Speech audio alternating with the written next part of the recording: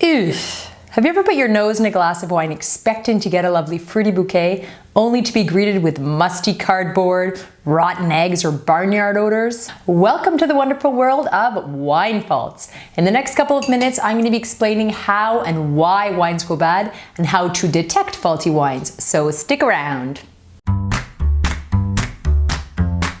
Hey everyone, I am wine expert Jackie Blisson. If you'd like to learn more about wine in short weekly videos, you have come to the right place. Just subscribe to my channel so you never miss an episode. This is when unpleasant odors and tastes mask the usual fragrance and flavors of a wine, making it unpalatable and in extreme cases undrinkable. Just like you and me, wine is in constant evolution throughout its lifespan. Our health can suffer when we're exposed to bacterial infections or viruses.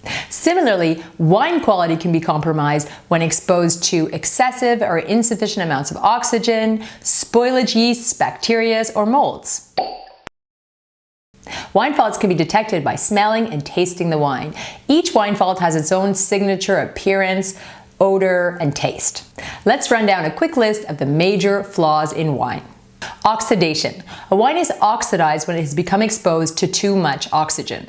An oxidized wine will lose its freshness and its fruitiness and become quite dull or flat to the taste. Quite quickly, it'll take on a brownish hue and over time can take on nutty, almost sour aromas and flavors.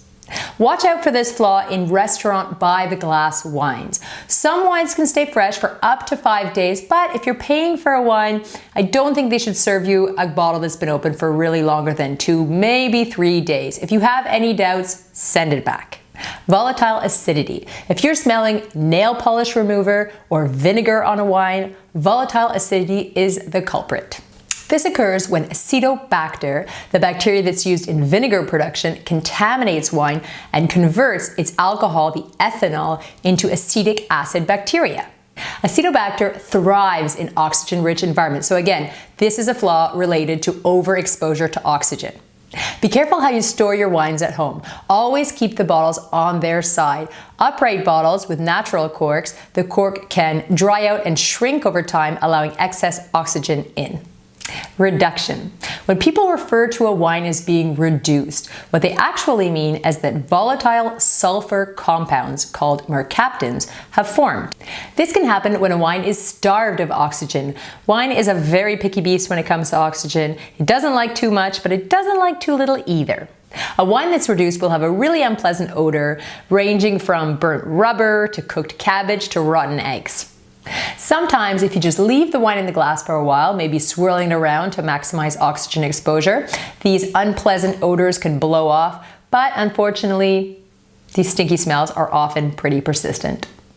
Cork taint. A wine is described as corked when it's been contaminated by a mold compound that is found in a very small percentage of natural corks and in other equipment in the winery.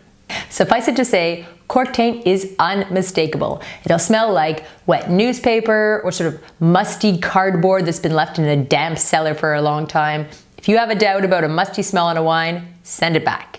Brettanomyces, or Brett, as wine geeks lovingly or loathingly refer to it, is a strain of errant yeast cell that can give really interesting aromas that add complexity at low levels, like spice or leather notes.